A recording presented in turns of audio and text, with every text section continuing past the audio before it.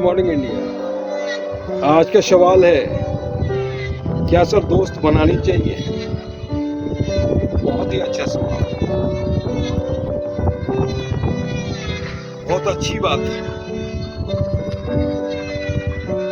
एक पक्षी भी अकेले नहीं रहता है। पक्षी भी जब देखे होंगे तो जोड़े के साथ। कोई भी बहुत कम जानवर ऐसा देखे होंगे जो अकेले रहता है, ना के बराबर। चाहे डॉग देख लीजिए, चाहे गाय भैंस देख लीजिए, चाहे मोर देख लीजिए, चाहे कबूतर देख लीजिए, पक्षी और जानवर भी अकेले नहीं रहते। आप तो इंसान हैं, और बोला जाता है मानव योनि में एक ही बार जन्म होता है। ये सुना हुआ बात है, ये कोई साइंस की बात नहीं है।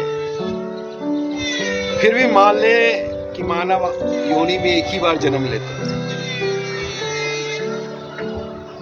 तो इस लाइफ में हर चीज कीजिए, दोस्त बनाइए, एंजॉय कीजिए, तरक्की कीजिए, हर चीज कीजिए, पूरा लाइफ जिए, खुल के जिए। आपको ऐसा ना लगे कि एक भी पार्ट छूट गया, पूरा खुल के जिए। पर ध्यान रहे, दोस्त ऐसा बनाइए ताकि वो धोखा ना दे सके। जब भी दोस्ती का नाम आता है तो सबसे पहले कर्ण का नाम आता है। भगवान श्री कृष्ण और सुदामा का नाम आता है,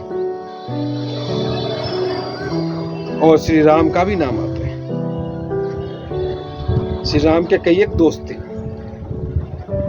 विभीषण भी दोस्त थे, सुग्रीव भी दोस्त थे, और भी दोस्त थे। पर सबसे ज्यादा अच्छी दोस्ती दुर्योधन और कर्ण की थी, क्योंकि कर्ण जानता था कि दुर्योधन जिस पक्ष में खड़ा है वो पक्ष अधर्म का है। कर्ण जानता था कि भगवान श्री कृष्ण नारायण है, और नारायण से कोई शक्ति जीत नहीं सकता। जिसके पक्ष में भगवान श्री कृष्ण रहेंगे उसी की जीत होगी। कर्ण ये भी जानता था कि पांडव का सबसे बड़ा पुत्र है, कुंती का पुत्र है, पांडव का भाई है। फिर भी कर्ण ने दुर्योधन को छोड़ा नहीं।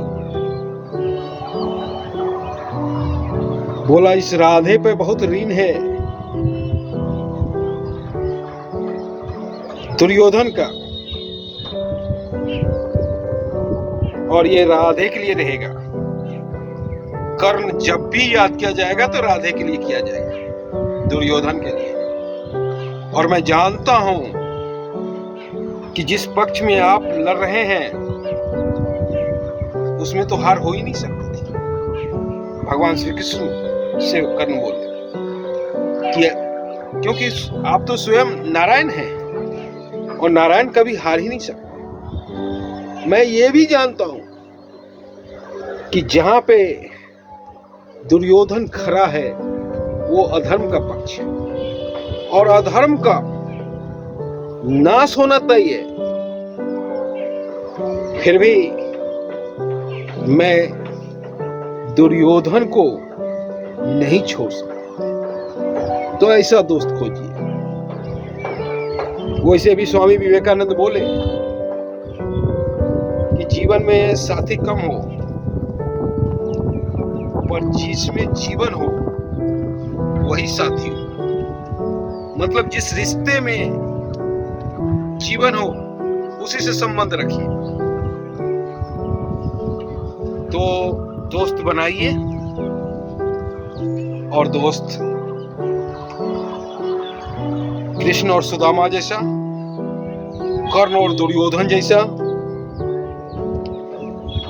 श्री राम और विभीषण और सुग्रीव जैसा, जो किसी भी विषम परिस्थिति में आपको छोड़े नहीं,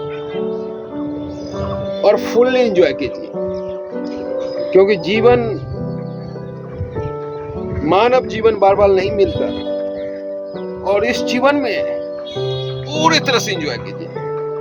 कहीं ऐसा न लगे कि कोई फील्ड छूट गया आपको एंजॉय करने के लिए। पूरे तरह से एंजॉय कीजिए और अपना कार्य कीजिए। धन्यवाद।